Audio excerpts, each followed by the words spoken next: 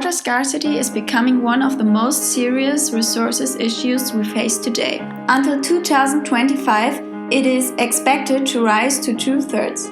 1/3 of the world population lives in countries where there isn't enough water or its quality has been compromised. In Germany, we don't have problems with water scarcity or droughts. But what exactly are they? Water scarcity refers to water imbalances, combining low water availability with a level of water demand exceeding the supply capacity of the natural system.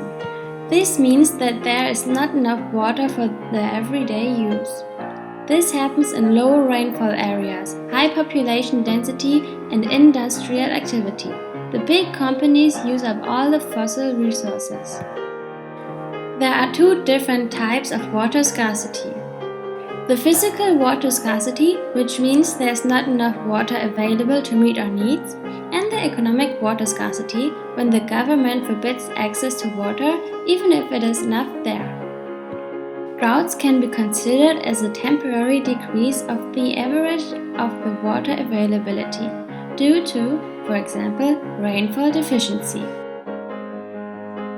Germany is a country rich in water. At the moment, there's no water shortage. The Federal Republic of Germany can go back to 188 billions of cubic meters of drinking water yearly. But actually, 33.1 cubic meters are used. In the next years, the drinking water reserves of Spain will be lower and the watermark of lakes reach lowest values. Nevertheless, the Spanish people use up drinking water. However, Spain shows reaction. They reduce the water pressure in the showers at the beach, they install economical toilets and water taps. Moreover, they replace the broken water pipes in order to reduce the water consumption. France is a land with substantial rainfall, but just a fraction is used. Moreover, the groundwater sinks. Aquifers are overused. Dry summers with increased evaporation and possibly reduced precipitation will probably reduce the groundwater level significantly. Belgium is currently using up 20% or more of their long-term supplies every year. Sometimes the south of France is affected of drought like 2011. As a consequence, the price of wheat increased because France is Europe's biggest producer of wheat. High agriculture means a lot of water consumption. The Iberian Peninsula use about 80% of their fresh drinking water for agriculture. But adapted cultivated plants and cultivation systems would not need so much water.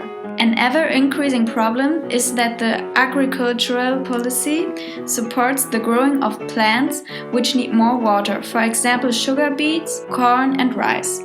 To prevent crop failure of billion euros and save the water in affected regions, it's necessary to close illegal fountains and renovate all pipes. UNESCO wants transboundary cooperations, international working, financial and scientific help. Furthermore, an effective use of water should be rewarded because this can save 1/3 of it. For the environmental organization WWF, it's incomprehensible that countries which suffer from drought have to irrigate several hectares of agricultural land instead of cultivated adapted plants.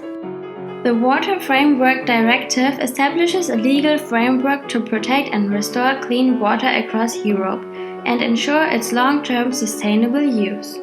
The directive establishes an innovative approach for water management based on river basins, the natural, geographical and hydrological units, and sets specific deadlines for member states to protect aquatic ecosystems.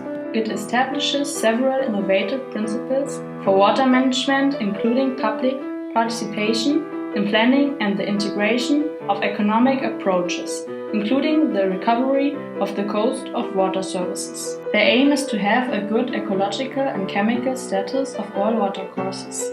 Everybody can do something to improve this situation. International experts know that it will take generations to change the world to the better.